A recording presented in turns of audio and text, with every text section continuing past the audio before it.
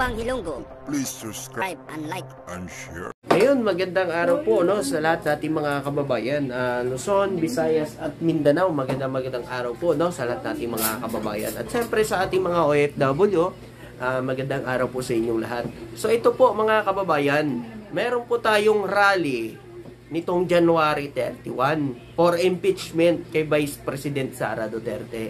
Nabuking ni Trillanes ang binabalak na pagsabotahe ng mga didilis sa darating na January 31 para sa rally for impeachment po kay Vice President Sara Duterte, mga kababayan. Biruin nyo yan mga kababayan, ganyan ho kawalang hiya itong mga didilis, di ba?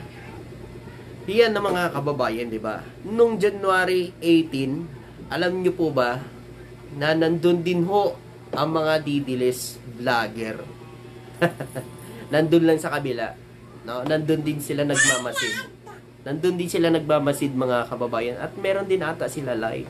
Pero alam nyo, ang laking pasalamat pa rin ho ng mga BBM supporters, ng mga Pinklawan na nandun na sumuporta for impeachment kay Vice President Sara Duterte kasi nandun din ho ang suporta ng mga didilis. Pero yun, nilive pa nila mga kababayan.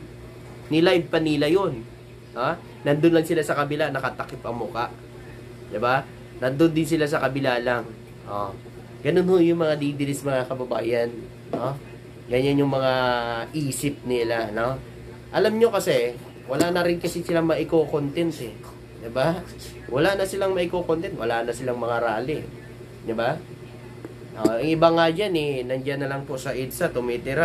Kunwari, nagpi-people power pa daw. Para lang may content yung iba, di ba? Nandiyan sa EDSA palagi. Di ba? So ito, nabuking ni Trillanes ang pagsasabotahe ng mga didilis diyan. Ito. DDS, sinasabotahe ang impeachment Sara rally sa January 31. Ayan. Ayun po kay dating Senador Trillanes na tatakbo pong mayor ng Caloocan at talagang may laban sa mayor ng Caloocan mga kababayan, si Trillanes. Matunog ang pangalan niya doon, no? Si dating Senador Trillanes ay tatakbong mayor po sa Caloocan. Just to be clear, ito pong sinabi po ni dating Senador Trillanes. Just to be clear, our multi-sectoral rally is on January 31, 9 a.m. at the People Power Monument for the impeachment of Sara. Iba ito sa rally sa EDSA Shrine sa hapon. January 31 din na na-organize ng Civil Society pero nahulaan ng DDS Group at mga pro-DOTS retired general ay sabi ni former Senator Sonny Trillanes. So yan mga kababayan, dalawa ho ang rally kasi mga kababayan. Meron sa umaga, no, doon sa may People Power Monument. At yung pangalawa naman sa EDSA Shrine. No, mga kababayan. So doon sa EDSA Shrine, maglalakad po galing doon People Power Monument papunta doon sa may EDSA Shrine. So yung iba kasi sasama din po doon for rally doon sa may EDSA Shrine, mga kababayan. At abangan po natin yan mga kababayan. Kasama natin dyan yung mga loyalista, BBM supporters na susuporta. Kung January 18, yung nakita nyo lang po doon ay yung mga kakamping at mga BBM vlogger at kakamping vlogger. Nitong January 31, maraming loyalista ang aatin at manawagan for impeachment kay Vice President Sara Duterte kasi nagsalita na ho ang Malacanang. Alam niyo ba kung anong sabi ng Malacanang? Hindi ho hinaharangan ng ating Pangulong Bongbong Marcos ang impeachment laban kay Vice President Sara Duterte. Hindi ho hinahadlangan ng Pangulo yon. Kung ano ho ang majority sa mga Pilipino, kung ano po ang pinili ng ating mga kababayan, dahil narinig ho natin, nakita naman natin sa survey, majority sa mga Pilipino ay pabor na ma-impeach si Vice President Sara Duterte. Pero ngayon, meron silang pinapakalat ngayon, di ba? Si BBM pa daw ang gustong ipa-resign, BBM resign daw. Kapal talaga ng mukha ng mga didilis, no? Kung sino yung gumawa ng mali, at sino yung gumagawa ng tama, yung tama pa yung pinapalis. Yung gumagawa ng mali, ayun po ang sinusuportahan. Di ba? Grabe, ano? Kita naman natin sa confidential fund at saka sa mga pananalita niya, ang pagbabanta sa ating Pangulo. O ngayon, nananahimik siya. Kasi alam niyang mali siya. Ngayon, mga kababayan, hindi ho nananahimik ang maraming Pilipino dahil sa ginawa niya. Pabor ang maraming Pilipino na ma-impeach po si Vice President Sara Duterte. At ngayon, January 31 po, sama-sama po tayo dun mga kababayan at isigaw impeachment laban kay Vice President Sara Duterte, mga kababayan. Di ba? Sinasabi ho ng mga didiles na wala daw proyekto ang ating Pangulong Bongbong Marcos. So, ito po mga kababayan, sa Coronadal City. Sa Coronadal mga kababayan, sa South Cotabato, mga kababayan ito. 107 million Center Island ng DPWH sa Killer Highway ng Coronadal City natapos na dahil sa bagong Pilipinas. Ayan, tingnan nyo mga kababayan. Ayan diba? Nakikita nyo yan? Ayaw nyo lang kasi i-accept ang mga proyekto ng ating Pangulo, ng gobyerno. Kaya ayaw nyong maniwala na sinasabi nyo palagi na walang proyekto naman si PBBM na nagagawa dito sa bansa. Kasi ayaw nyo pong tanggapin kung ano man po ang nababalita ng mga proyekto ng gobyerno ngayon. Ayaw nyong paniwalaan, pati nga flood control, kahit nakikita nyo na may resulta na at nagagamit na, ayaw nyo pa rin maniwala. Diba? Yung dam, yung solar irrigation, bahay, diba? Ayaw nyo pa rin maniwala doon mga kababayan. Ayaw nyo pa rin paniwalaan. Kasi nga, hindi ko alam kung bitter kayo o inggit kayo sa nagagawa ng ating PBBM. Diba? Yan lang yan eh. Pero kung tatanggapin natin ang nagagawa ng gobyerno, para naman ho yun sa ating lahat. Pera natin yun, tax natin yun. Bakit hindi natin kayang tanggapin na may nagagawa ang gobyerno? Dahil idolo nyo yung past admin na sinasabi ninyo na maraming nagawa. Ang tanong, ano ang natapos sa panahon niya? Ano ang natapos sa panahon niya? Di ba wala? Si PBBM, nakikita natin at napapakinabangan na ng tao. Talagang may proyekto na natatapos. Yung mga tininggan nilang mga proyekto, pinabayaan ba ni PBBM? Hindi. Kasi si PBBM, mga kababayan, iniisip ang kalagayan ng mga Pilipino. Alam niya naman na makakatulong sa mga Pilipino, bakit hindi niya itutuloy? Yung mga tininggan nilang mga proyekto, ngayon? Lahat yun tinuloy ng ating Pangulo. Meron ba siyang hindi tinuloy? Wala, di ba? Lahat yun itinuloy ng ating Pangulo dahil alam niya na makakatulong yon sa maraming Pilipino. Ganyan ho ang ating presidente. Diba? At ganyan dapat ang presidente, magmahal sa taong bayan.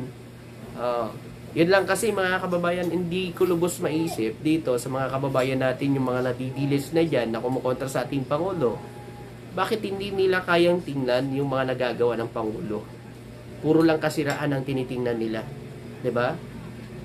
Pati yung baluktot at paninira, fake news, paniniwalaan pa nila. Ayaw nila paniwalaan yung totoo. Diba yung blanco? Dinala pa nila sa korte ngayon. Kasi nga, mga kababayan, dinala nila sa korte yon kasi napahiya na sila. Napahiya sila mga kababayan. Kunwari, dadalhin nila sa korte pero wala din palang visa at wala din kwenta.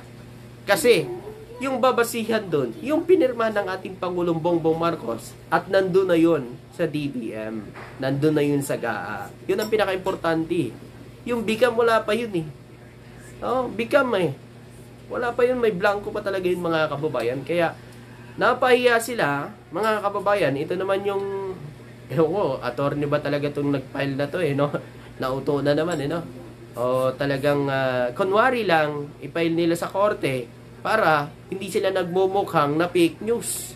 'Di ba? Ano naman yan napahiya sila Napahiya sila kaya ganun ang ginawa nila. Ayaw nilang kailangan masapawan nila na napahiya sila, 'di ba? Na fake news sila sa inilabas nila. Ngayon, para siyempre para mauto na naman tong mga supporters ng mga Didiles, ang gagawin nila mga kababayan, dalhin nila sa korte para paniwala na naman ang mga Didiles diyan. 'Di ba? Ganun lang yan 'Di ba? Uutoy na naman nila ang kanilang mga supporters at paasahin. Pero wala mangyayari diyan mga kababayan dahil bigam yan. Ang pinaka-original, yung nasa GAA at yun ay pinirma ng ating Pangulo, kompleto yun. Kahit sino at normal na tao maintindihan yun. Kasi yun po, yung budget na yun, nandun po nakatuta lahat. At doon po lahat ay meron pong nakalagay kung ilan yung budget. At wala hudong kasalanan ng Malacanang. Kasi yun ang pinirmahan ng Malacanang, kompleto. Ha? Ayun nga lang sabi ko nga sa inyo, gusto lang nilang alam niyo naman, mag-election Sabi nga ni Senate President Chis Escudero, pamumulitika. Kasi paparating na election, di ba? Pamumulitika kasi alam naman natin, di ba, kulilat yung mga kanilang mga manok sa election. Kay BBM halos ang lamang sa survey, di ba? Kaya ngayon, ginagawa nila yan, mga kababayan. Ito pa mga kababayan, Ito, meron lang akong i-share sa inyo. Ito daw. Utang daw ni Duterte, 7 trillion in 6 years. May pandemic, nagbigay ng 200 billion ayuda at kabilaan ang proyekto. Sabi niya daw, 7.2 trillion po ang inutang. Ang ayuda po ay 240 billion lang. Ikaw na mismo nagsabi niyan. Diba? Asan napunta ho yun? Yung mahigit 7 trillion na yan. Sa loob ng 6 na taon niya, anong proyekto na natapos niya? Di ba nga pag-upo ni BBM, wala pa nga budget Kaya nangutang pa nga si BBM nun Kaya galit na galit kayo nung nangutang si PBBM. Kasi nga walang iniwang budget ang amo nyo. Kaya nangutang si PBBM para lang magkaroon ng budget ang bansa natin. Ito daw mga kababayan, utang 15.8 trillion in 3 years. Kapal lang muka. Ang iniwang utang ni Duterte, ayan, 12.79 trillion bago siya mawala. 12.79 trillion. Biruin mo, pag tumaas ang dollars, tataas din ang utang ng Pilipinas. Matik yan.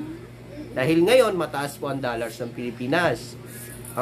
Mataas ang presyo ng dollar dito sa bansa natin. Bumaba ang halaga ng piso kontra dolyar. Siyempre mga kababayan, tataas ang utang ng Pilipinas. Kasi kanino kasalanan? Bakit tumaas ang utang ng Pilipinas? Tingnan nyo naman kung gaano kalaki ang iniwan niyang utang. 12.79 trillion kay PBBM. 15.8 trillion ang utang ngayon ng bansa natin.